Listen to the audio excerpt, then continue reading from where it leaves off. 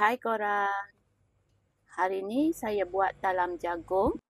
Sangat sesuai untuk buat minum petang.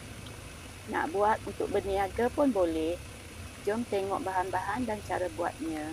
Mula-mula kita buat lapisan bawah. Dalam satu bekas masukkan 250 gram tepung beras, 50 gram tepung ubi,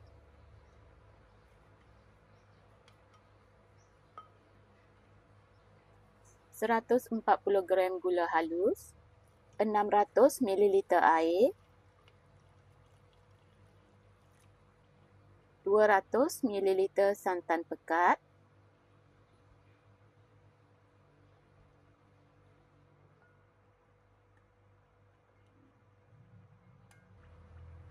setengah sudu kecil garam, kacau sebati,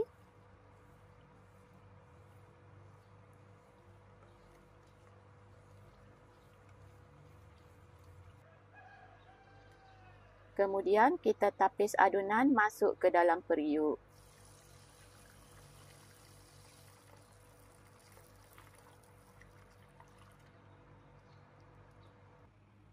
Dah tapis adunan, seterusnya kita masukkan 5 sudu besar jagung berkering,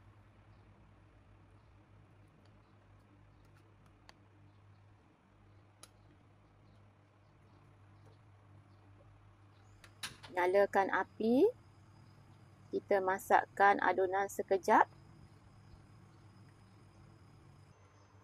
Bila sudah naik wap dan bahagian bawah adunan sudah mula memekat, bolehlah matikan api, tuang ke dalam loyang yang sudah kita sapu dengan minyak ataupun alas menggunakan plastik.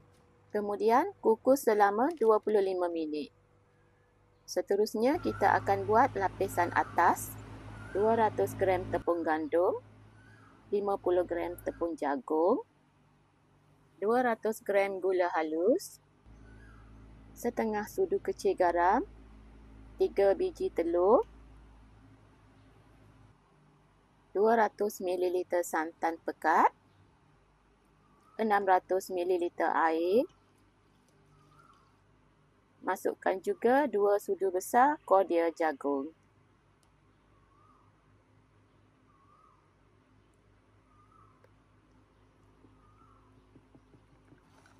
Satukan kesemua bahan, kacau sehingga sebati.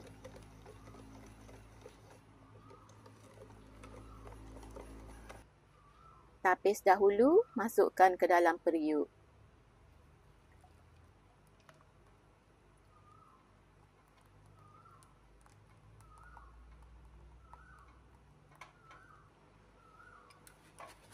Jika ada bahan yang berketul, letakkan penapis ke dalam adunan, kacau rata sehingga kesemua bahan hancur.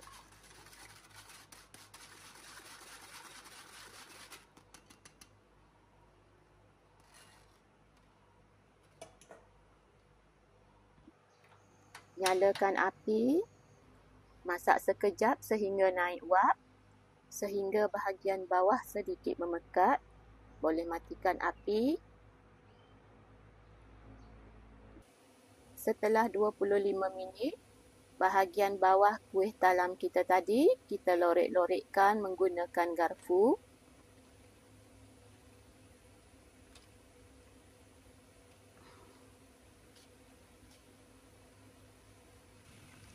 Dah lorek, kita tuangkan lapisan atas. Kukus selama 25 minit lagi.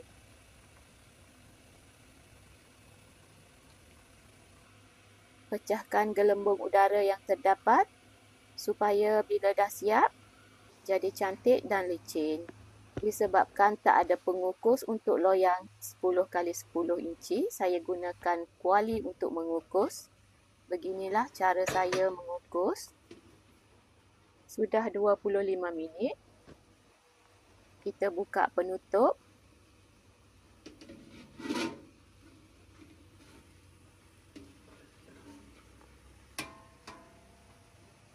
Lapik loyang tadi menggunakan foil semasa kita mengukus supaya air kukusan tidak jatuh ke dalam kuih. Kuih talam kita sudah pun masak. Setelah kita buka penutup, kita akan kukus lagi tanpa penutup selama 5 minit. Setelah itu, barulah kita angkat dan sejukkan sebelum kita potong. Dah pun siap talang jagung kita.